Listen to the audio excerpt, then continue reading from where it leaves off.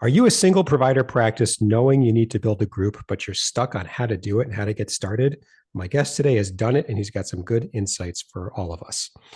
I'm Carl White, principal at Mark Advisory Group, which is a healthcare marketing agency, and I'm also the host of PracticeCare. And the mission for both is the same, and that's to help private practice owners stay private. Not only is that what they want, but I really believe that care is better when it's just you and your provider, and nobody else is secretly whispering in the provider's ear what their agenda is. Not a hospital, not a health system, not other owners in faraway lands, whoever they may be. It's just you and your provider figuring out what's best for you. And today, my guest is Justin Pere. Justin is a licensed therapist with 20 years of experience helping couples and individuals. He's the owner of Clarity Counseling Seattle, a group practice he started in 2010 that specializes in relationships, sex, and grief and loss. In addition to managing a practice of 8 other relationship and sex therapists, Justin works with around 25 couples a week and also runs group therapy for couples struggling with sex. He's a certified sex therapist and a certified Gottman therapist. Justin, thanks for coming on Practice Care. Thanks for having me, Carl. So leave it to the brain trust here at Practice Care, which is me, to bring on a sex therapist and not talk at all about sex. Maybe this is a good break for you. Maybe this is what you talk about all day and this will take it a different direction, but here we go. So I'd like to start with just something that we do with a fair number of guests, because bios are short when we ask for them, and that's by design. But if you could just kind of fill in a bit more of your background so our listeners get to know you a bit, and then we'll get into the group practice talk. Sure. Let's see. I worked in tech for 10 years because in Seattle in the late 90s and early 2000s, that's what you do if you don't know what to do with your professional life otherwise. So I worked in a very different industry and quickly learned that that's not where I should be. So I got back to my psychology roots, which is what I studied in undergrad, and moved into psychotherapy in 2003, got trained as an individual therapist, didn't get formal training in couples therapy, which I needed to get after, but I worked in community mental health for about 5-6 years, and then finally made the plunge into private practice. And that was in 2010, and I started Clarity Counseling Seattle, and it took off pretty much right away. Yeah. And to just not slow down. Yeah, that's what allowed me really to end up moving into more of a group practice. But my solo practice, I've seen between 20 and 30 people, individuals and couples for the last 13 years. Wow. Yeah, it's a lot of people. Too many. For our listeners, you can't see the look on Justin's face that I just saw, but it was gratitude and a little more.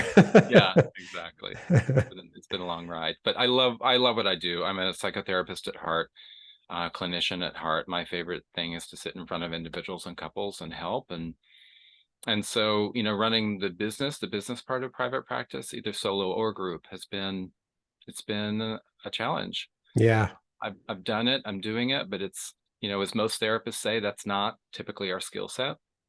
It's not any provider's skills. That's why Practice Care exists, in part because, it's, you're trained to help people with the parts of their, psychological world that you choose. And then you open a practice and surprise, got to make payroll tomorrow and you got to pay your rent. And oh my God, what is all this? Yeah. So welcome. Yeah, exactly. Thank you. I think you hit on the rest of it, Carl. I see 20 to 25 people a week. I'm primarily just see couples now. I'm a Gottman therapist. I also use other forms of couples therapy. I'm a sex therapist. About half my clients are coming to me for sex-related issues. Okay. Our group practice has 8 clinicians total and an administrative assistant, and we're thriving. I'm in the process of hiring a couple more people, and I'm really, this practice is really where I want it to be. So I'm going to talk about that in a minute, but a good place professionally. That's great. So how long were you solo before you sort of had one person in your group? So how long was that? Yeah, about 9 years solo. Wow. Okay. So let's get into it. I mean, groups means headaches, right? It's, it's, you can't just do your own little thing anymore. Now you're responsible for others, the whole story. Why not just stay solo? What was the trigger to build the group? Yeah, that's a great question. Why not just stay solo? Definitely times I think about going back. Let's see. My situation, I was 9 years into solo practice. I was on every insurance panel and every EAP panel. So I had so many clients. I'd like to think in part because of the work I was doing, but also because I allied with insurance in network. And so I was overflowing with people. I was turning a lot of people away. I really didn't like having to turn away clients who were seeking help. And I have great referrals, wonderful people in the community to send people to. I always have, but it was hard to see the need and not be able to help. And so I said, well, wait a minute. I have enough people that I could easily hire a couple clinicians and fill up their caseloads. I wouldn't have to turn away people. I have people coming to me for what my specialties were at the time, which were men's issues and relationships. And I was just starting the sex therapy piece. And so I thought, why don't I hire a few people who do what I do, who have certainly their own skill set, but if they work with me, then I can help to guide them into doing some of the therapy that I want to do, or having clients be served in some of the ways that I can help them. Hmm. So the need was there. Certainly the room to fill up caseloads was there. The desire to have my own group and a community was there too. It's neat being able to have not just your own solo office space that you decorate how you want, but to have a suite where you have a community, a small little group of people who are all in the same vein. We all do the same types of things. We have these neat offices that are all decorated. My wife and I had a great time just having fun with creating a physical environment that was really just inviting to people coming in back when they used to come in. Right. And it was a way to just kind of create almost like a one-stop shop for individual therapy, couples therapy, sex therapy, and to know that if I can't work with you, I have some really great clinicians who have insight into and have some ability to help to just make sure that you're getting the care that you need. So Right. um, Yeah. that's, yeah, So let me do the math here because you said 9 years. So you opened in 2010. So for till 2019, about you were solo. So from 2019 until 2022, till now we're toward the tail end of 2022, you went from 1 to 8. I did. I didn't appreciate that when we first met each other, with a little pandemic sprinkled in there for good measure. Yeah, exactly. Wow. Yeah, it Is on that average, fast growth in your world, or is that? yeah, it's a good question, Carl. I don't know how quickly other people grow. Um, For me, it was, and I think this is probably typical, it was about every 6 months that I was able to hire someone. Every 6 months, I hired someone new.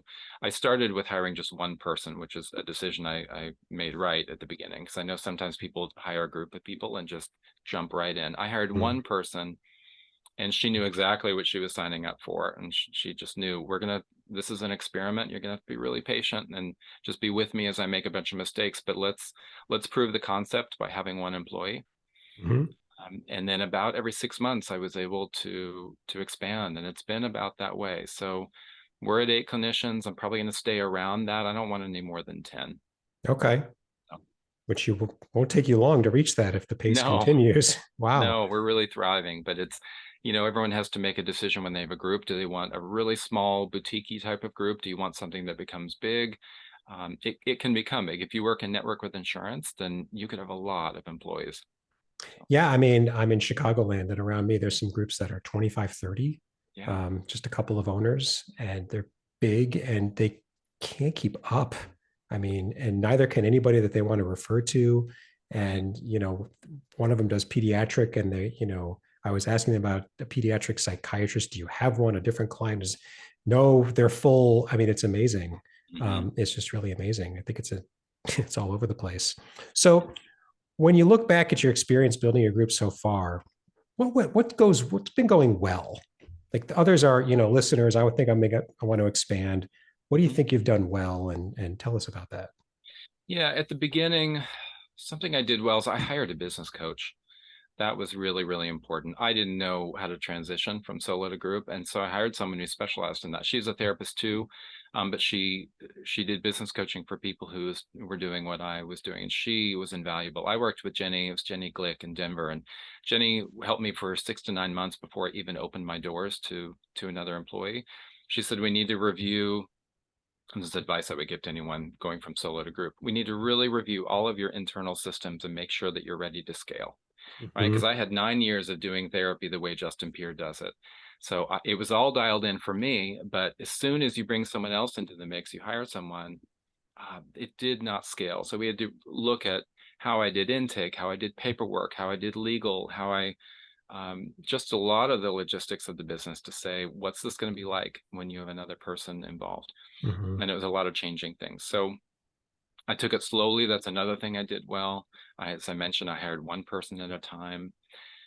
I don't know if I got lucky, if it was some hiring skill I don't know I have, but I hired really good clinicians. That's Mm-hmm. something I did well. I mean, that's obvious. Of course, you want to hire good clinicians, but you're putting your name behind who you hire, and you're not in there doing therapy. It's so much trust in the therapist that you hire, because for the most part, you don't know what goes on in their offices. So, Are you allowed to know any of that? well, Now you that I think are, about it. and Yeah. yeah, exactly. We ask for releases to be signed with our clients so that we can talk internally. Mm-hmm. As therapists do whenever you're consulting about a case, and we talk very little, but at times we consult about a client. So I can learn about how my clinicians are doing with their clients by talking with them a bit, Mm-hmm. consulting on cases. You also can look at the numbers. I mean, if you hire someone and their clients are leaving, then Yeah. clearly something isn't working, right? Yeah. But but that's about the extent of it. The rest is you're trusting that they have the training they have, and they Yeah. continue to learn more, and so it's just really important that you hire someone who's going to do good therapy, and have people be happy with your group, because they won't just attribute it to the therapist, they'll attribute it to you as the owner too. Yeah. Your reputation, of course, is so important. Right. So scaling, business coach, focusing on scaling, going slow, and hiring. These are the things that you think went well. It's a good Yeah. list. Yeah. Who did you come upon the need to hire a coach on your own, or did somebody tell you, you really ought to, you don't know what you don't know? How did that go? Yeah, a colleague at a wedding said, I know of a great one, and I suggest it. And I was, I've always had this attitude of, I mean, I know a bit, but I don't know what I don't know. And Yeah. so I'm willing to throw some money at it. Yeah. And it's not something that occurs to everyone. And it's obvious when you say it out loud, but there's a lot of reasons why people just, I don't know, that they go it alone, I guess, or at least Hmm. go it primarily on their own. So hats off. Yeah. Um, what would you do differently if you could do it all over again? So we have what went well. What would you, I don't say what didn't go well, but if you could do it over again, what would you change? Yeah, I think I would have delegated sooner. And by that, I mean, I did this in my solo practice too. I wanted to understand how everything worked. So I did my own accounting when I first started in 2010. So I understood how the accounting worked rather than just farming that off to an accountant, Mm-hmm. which is the obvious choice. But again, I should have done that sooner. But I wanted to understand accounting. I wanted to understand when I was in network with insurances, billing and just that whole process instead of hiring a biller. So I wanted to get it all. And then throughout my solo practice, it was just me doing everything behind the scenes. And then even for the first 3 years of my group practice, it was still me doing it. So there was a time when I had 7 therapists working here, and I was the only one behind the scenes, just taking care of everything and seeing my own caseload. I've never seen less than 15 couples in a week. So I was, it's my fault. I was doing way too much. So my accountant came to me and said, you don't need to be doing this. You shouldn't be doing all this, Yeah. right? You need to be the CEO of your company. You need to not be on the front lines for everything like accounting and marketing and, doing all of your own, let's say your own Facebook posts. Don't do all of your own. Doing all that too. Yeah. Yeah. My Everything. God. Yeah, it's doable, but it shouldn't be. I could do it, but it doesn't mean I should. So Yeah. Yeah. I came to my senses about a year ago, and I hired an amazing administrative assistant. We shouldn't Yeah. call her. She does everything, but she's um, that's just really important. I hear about plenty of other groups practices who get this message much sooner, and they have 2 or 3 assistants, or they have and kind of an administrative or an executive even tier within their group. Some of those Mm-hmm. people have more clinicians, so they might need to do that, Right. but hire people to do what you're not good at, or what you are even good at, but maybe just shouldn't be doing. Right. Right. And then it's like, how do you organize it all to make it effective and efficient? You kind of need Right. both. Yeah. I've seen where there's at the admin sort of tier, there's a billing person, and separately there's like a client intake coordinator. There's like the client side, just the administrative side of client can be very intensive, That's even if right. it's not doing billing. So I've seen that. Yeah, there's different ways. Now you're onto the how do we organize it to make it even better than however well it works today. That's right. So you want to hire maybe two more, top out at 10, is 10 including you, or you'd be 11? 10 would be including me. Yeah. Okay. Yep. So when you like look into the future, like a couple of years after you've hired and you just paint the picture, like what does a great group, if you were to describe it, in a few sentences, a great group from the business side, because that's what we talk about here. What kinds of things would you say about it that you're aiming Right. for? Well, for me, a lot of people would answer that and say, I want to expand. I don't want to expand beyond about 10 people. That may change, but for now, 4 years in, I like that it's hovers between 8 and 10 clinicians. Mm-hmm. I want it to be intimate. I want it to be a small group. It feels kind of like a family. One of the therapists is actually my wife because she's a therapist too. So, I run this group, but in a sense, it feels like, we have this husband and wife therapist team. And so it feels more like a family. And I wouldn't ever want to risk that by Mm-hmm. getting too big. Um, I, I want it to continue. I've told this to business coaches before. I've said, I'm not your, I've worked with 3 different business coaches, and I said, I'm not probably saying what people often say do when they come to you, which is, I want to expand, I want to grow, I want things to become different and better. I actually love the way my practice is. And so I've asked for help around how do we keep this going and just make it more bulletproof so that we're not surprised by COVID, by economy, by things that I didn't anticipate that got in the way of it running the way it runs now. Because I love our group now, and this business is known in our Seattle community as the one of the places to come for relationship therapy, one of the places to come for sex therapy, and that's how I want it. Just for the next 20 or 30 years, I'm not going anywhere, and I'd love Yeah. to just have this group that's like, oh, these guys have been around forever. They're known to have hired great therapists, and this is where I recommend you go. That's a successful business for me. Yeah. And there's something to be said for, if there's more demand than supply, right? Then you have like this kind of feel of exclusivity. Well, they're hard to get into Right. without saying the words. That must mean they're really good at it. That's kind of communicated too. And that actually helps you. I mean, kind of do so. But if you take all comers, that's not bad. It's just different. And Sure. yeah, you got to you'll figure it out though. You figured it out so far.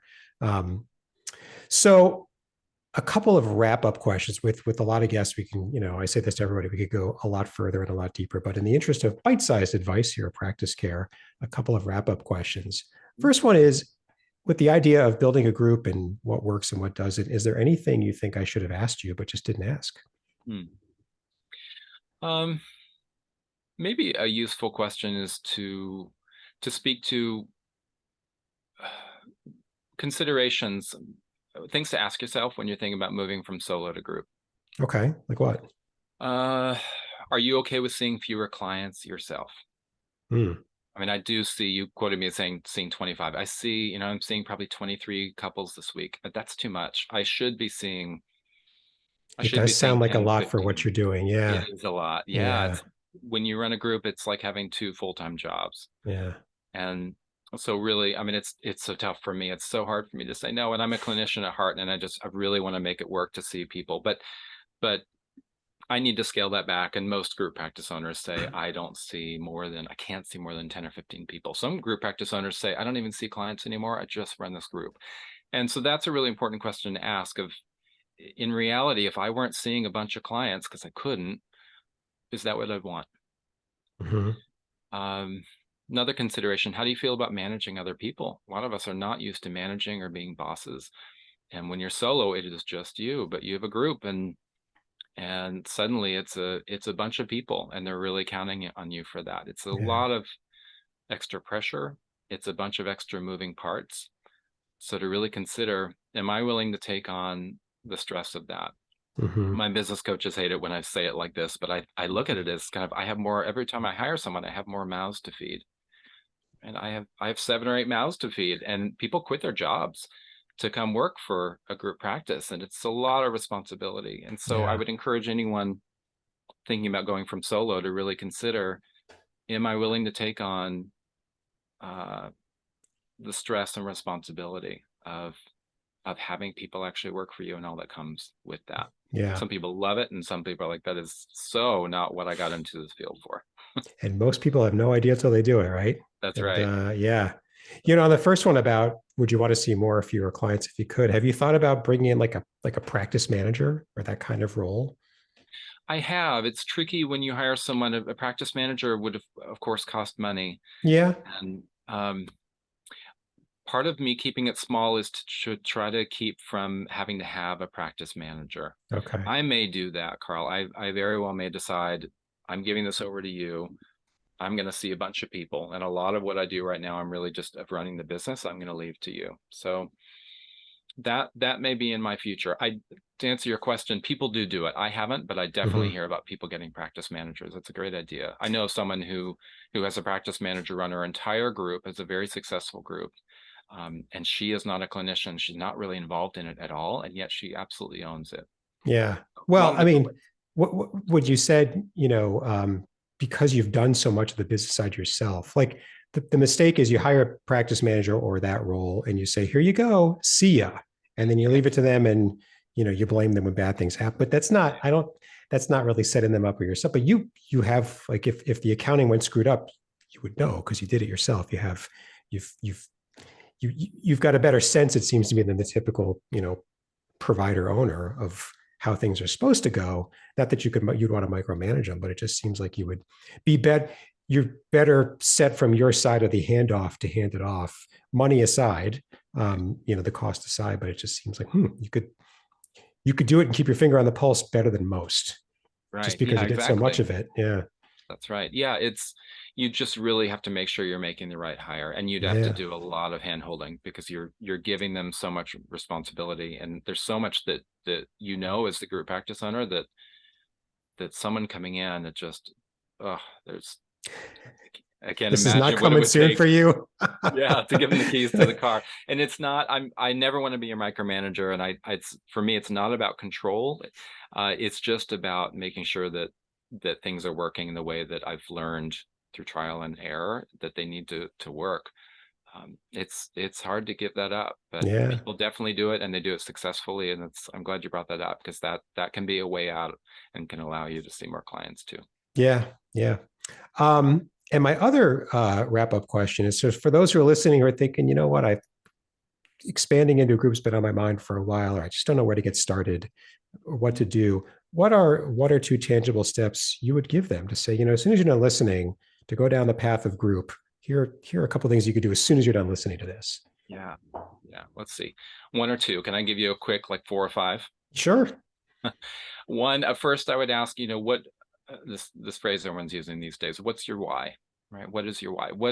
What's your motivation to move into a group, to make sure that you know what's guiding that big move, because it is big and it's going to impact decisions you make and your experience of it. So what's my motivation for making this big change? So you're really clear.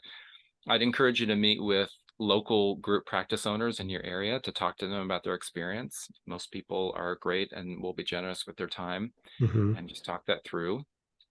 I'd hire a business coach, right? Jenny Mm. Glick was wonderful in Denver. I worked with a woman in Portland, Megan Meganson. But there are plenty of group practice owners who also do, or business coaches who are also sometimes group practice owners, but they specialize in this. So Right. lean on the people who know this. You can join something called the Group Practice Exchange.